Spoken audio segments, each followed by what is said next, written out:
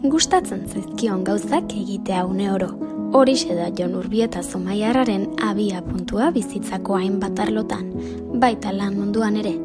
Bide horri jarraituz beraz, animatzaile moduan egin zuen lan itsasontzietan ia 3 urtez. Eta horren bidez ezagutu ahal izan zituen munduko hainbat txoko. Pandemia iritsi zen gero, eta bertan amaitu zen Urbietaren bizitzako etapa hura. Ezagutu dezagun gehiago bere esperientzia. Kaixo, Jon. Kaixo?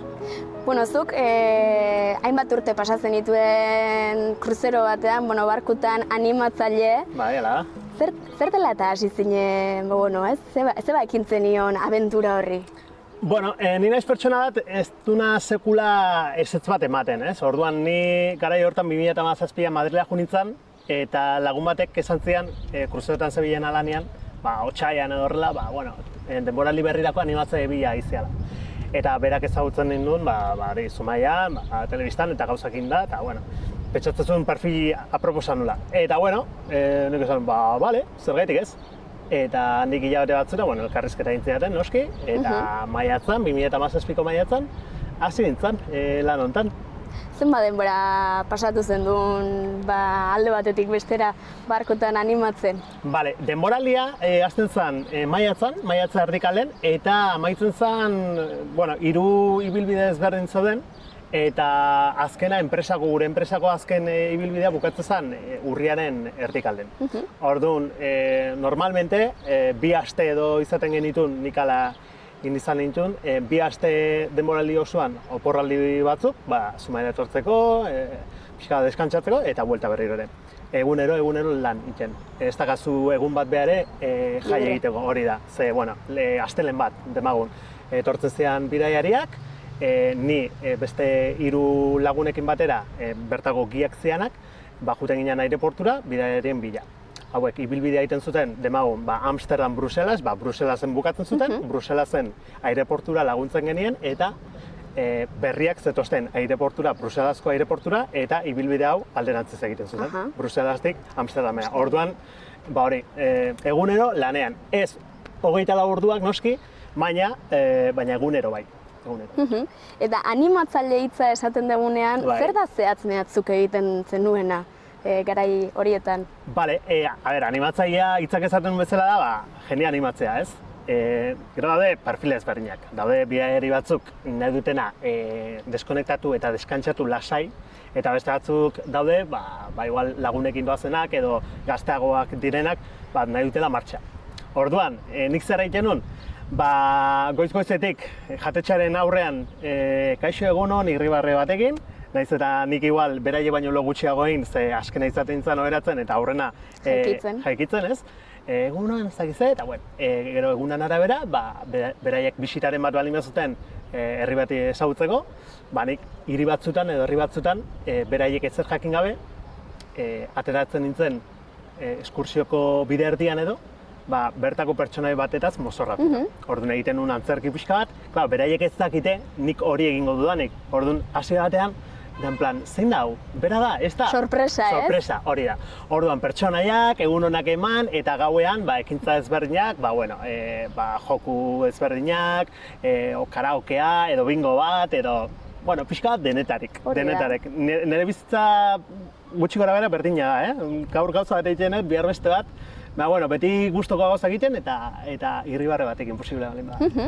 Eta Jon esan ez gauza asko egiten zenituela, nola gogoratzen dituzu garai haiek?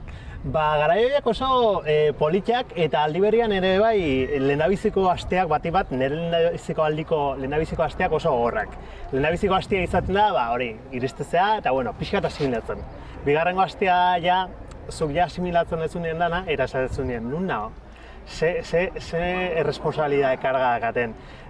Ondo ingo dut, ni nahiko exigentia naiz nirekiko, orduan gustatzen zaizik gauzak ondo ikia. Gero, igual, azterketetan eta nahiko batekin konformatzen naiz, baina alakotan, zatezu, hemen soldata dut artean, eta orduan, esaten du, beti ez dituzu, danak ez dituzu gustora utziko, hori oso zaila da, edozer gauzarekin. Nik beti nahi nun, danak gusta dotia. Eta hori, barneratu egin behar nuen eta normalizatu egin behar nuen. Beste egongo zara norbait. Orduan, bigarrengo hastean ja izan zen bizka, eta gutxi gaitikan, nintzen bultatu etxe, gutxi gaitikan etxe bultatu nintzen, gutxi gaitikan. Bai. Bueno, gurasoak animatu ninduten, eta da benga, bai ez. Lehen da biziko aldia, atzerrian lanian, horrelako lan batekin. Bueno, gero ja, hirugarren estetika aurrea, ja, ohitzen joan nintzen, buelta eman nion asuntoari, eta politxa izan zuen. Hiru denboraldi oso politxak. Eta hiru denboraldi horietan, pentsatzen dut leku desberdinak ere ezagutuko zenituela. Aipatuko izkiazu batzuk? Bai, guk gure enpresak zetun 4 gurutzauntzi, ni 3 horietatik pasa nintzen, eta adibidez, lehendabizikoa zen Amsterdam Bruselas bat. 3 ziren, 4 ziren astebetekoak.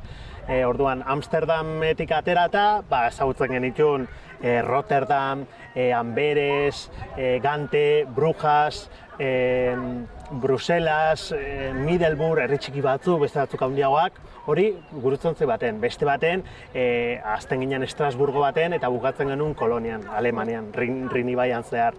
Horre bai, herri txikiak, Kogen, Bonn, horrela, bote pronto, bururatzen zaizkidanak, eta azkenik Danubio. Danubio behaia oso polita baita ere, Budapestetik pasatzen ginean, Bienatikan pasatzen ginean, Bratislavatik pasatzen ginean, ikaragarria. Eta hortik, nik uste horri esker, lan horri esker, hartu dutela bizioa pixkat bidaiatzeari. Nei bidaiatzea gustatzen zait, baina hegazkinek beti eman izan didate errespetu pixka bat. Bai, ez beldurra, baina bai errespetu pixka bat, ez? Batik bat, turbulentzik eta denen, zaten, ez dakizula zenbatekoa izango den eta urduritasun hori. Baina estela bidaiatzea asko gustatzen zait eta lan honi esker gehiago. Eta, aipatu dituzu leku asko, zein gustatu zitzaizun bereziki? Esango zenu, agian aukeratzea zaila izango da, baina... Bai, bueno, a ber, horrela, bidaiari batentzat askoek izango dizute, hirurak baten sartu ezkero, Budapest. Budapest gauean zehar, ibaia zeharkatzen genuen, eta parlamentua ikusten genuen iluminatuta, bertan dauden zubi ezberdinak oso ikusgarria da. Budapest izango litzateke politena. Nire kasuan gero, bizitzen dituzun egoerak eta horien gaitikan, horrek ere bai ematen dio, ez? Xarma toki bakoitzari. Orduan, niri adibidez, Bratislava pila gustatzen zen. Ez da, hiri handia edo behintzat guk ezagutzen genuena, ez genuen asko ezagutzen, baina ezaki zergaitik, gustokoena. Pero, a ber, Amberes ere bai polita da. Amberes polita da, gauen kristoneko giroa izaten da, eta gero Amsterdam ere bai polita. Eta, bueno, noski, Brujas. Brujas ere bai oso polita, batipat bikotekidearekin juteko. Bertako ibaietan ibili, zaldian montatu, zer zango izan dira. Junin bertzatela. Amberesea eta toki haueta junin bertzatela. Leku guztitu ez da? Bai. Eta leku asko, baina anekdotak ere bai, ez, Jon? Bai, anekdotak desente egia zan. Anekdotak desente. Bueno, a ber, hasteko adibidez. Guk bertako langileok daukagu bakoitzak, giak eta bai neuk animatzaileak kamarote bat daukagu. Eta, lehendabiziko egunak izaten zian kaos bat. Nire kamarotea izaten zen, nizera egiten, tornado bat pasako dalitz bezala. Gauza pila bat, ez dezu pentsa, berditu dela ia egunero mozorro bat. Hortaz aparte nire arropak, hortaz aparte eskulanak egiteko materialak. Gauza pila bat. Orduan da, hori bazar txino bat izango dalitz bezala, denetaik konzentratu da horrelako zerbait. Eta hori da egia zen gauza, anekdota baino gehiago da, egoera kuriosoa nik bizi izan nuna 3 urtean zehar. Gero beste anekdota batzuk ere bai bizi izan ditut, baina, bai, a ber, anekdota.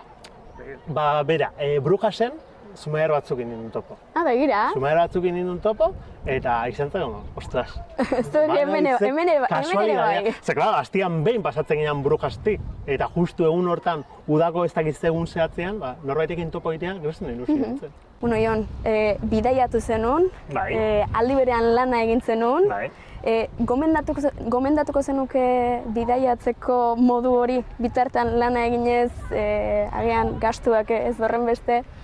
A ber, nire lana, nik lehen esan deten bezala, nire lana gustuko da dut. Orduan, lan hau ere bai gustuko izan nun. Orduan, animatzaile lanak egitea balin bazoazte, ziur ondo pasako dezuela, eta gainera toki pila bat ezagutuko dituzuela. Azkenean gurutzontzi bat mugitzen nabil eta toki pila bat ezagutuko dituzuela. Orduan, Nire kasuan lana eta bidaiatzea eta bertako tokiaz disfrutatzea posible da, eta gozatzen gainera. Merezi du, orduan. Merezi du. Bueno, eta Jon, gero 3 denboraldi pasatzen dituen, aipatu duzu, baina bukatu zen abentura hori, zer dela eta? Bueno, pandemia gaitik, nik uste pertsona asko pandemiak bizitzak aldatu dizkigula pixka bat.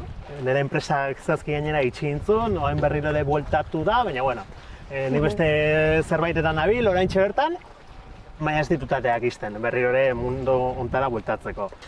Niri beti gustatu izan zaitu ikusentzunezko mundua eta ikuskizunaren mundua, eta orduan nik uste dut bueltatuko naizela. Ez baldin bada modu onta, beste modu batera, baina nik uste bai, azkenean bidaiatzea plazer bada. Hori da, eskerrik asko Jon, zure esperientzia kontatzeagatik eta ondo segi. Berdin, eskerrik asko.